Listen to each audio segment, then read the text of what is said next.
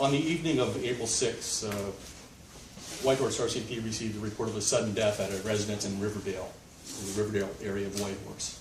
Once on the scene, the police discovered the body of Mr. Greg Dawson, aged 45 years old. On the morning of the 19th of April, the RCMP at Whitehorse were called to a residence in the McIntosh subdivision of Whitehorse. 2 deceased females were located at that residence. These women have been identified as Wendy Carlick and Sarah McIntosh. Both women were residents of Whitehorse. Miss McIntosh was a member of Kwanlin Dun First Nation.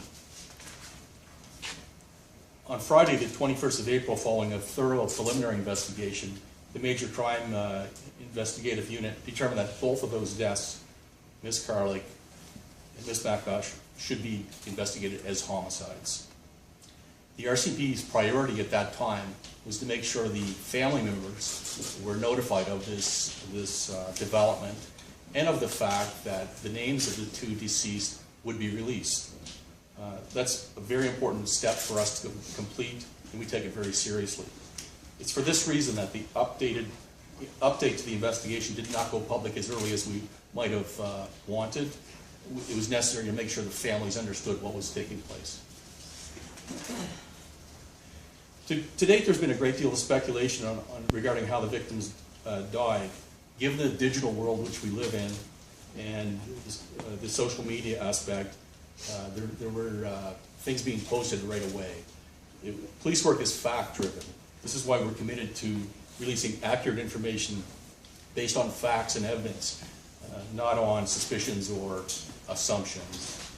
Additionally, we're not able to release information about a crime that would jeopardize our investigation or jeopardize potential judicial processes later on.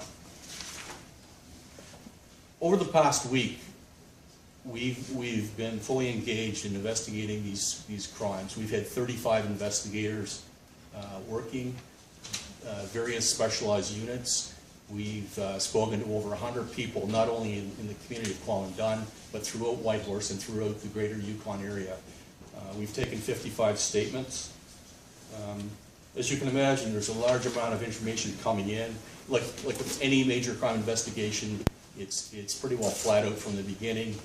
There's taking of statements, there's documenting everything just to ensure, like in the event it goes to court, we have to be able to recall that in a proper way. There's different roles within the major crime world as to how this gets investigated. These deaths, as well as the death of Mr. Greg Dawson on April 6th, are shocking to the community. While there's no immediate indication of immediate risk to the public, we understand the community and the city's feeling of safety and security are being threatened by these incidents. Because these incidents have happened in such a short time span, it's still too early to determine if this represents a trend or a shift in the level of violence within the city of Whitehorse.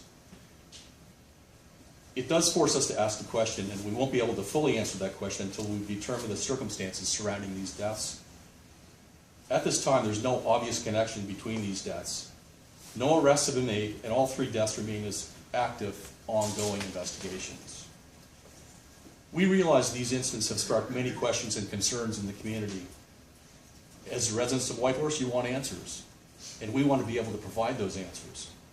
Unfortunately, at this time, we cannot provide any details about the cause of death, the circumstances surrounding the deaths, the crime scene, the potential suspects. But based on the information we currently have available to us, we can tell you the following. The deaths of Wendy Carlick and Sarah McIntosh are not related to the death of Greg Dawson.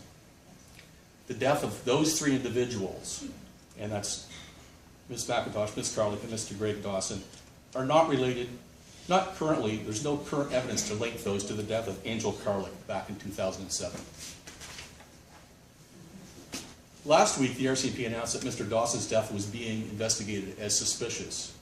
Our major crime unit can now say that this is being investigated as a homicide. The RCMP are detailed and thorough in conducting investigations, but as police officers, we don't operate in a vacuum. We'll investigate as best we can, but we need the information coming from the community. So what I'd say is, like, if you know something, you saw something, you heard something, please come forward. Don't assume that we already know it.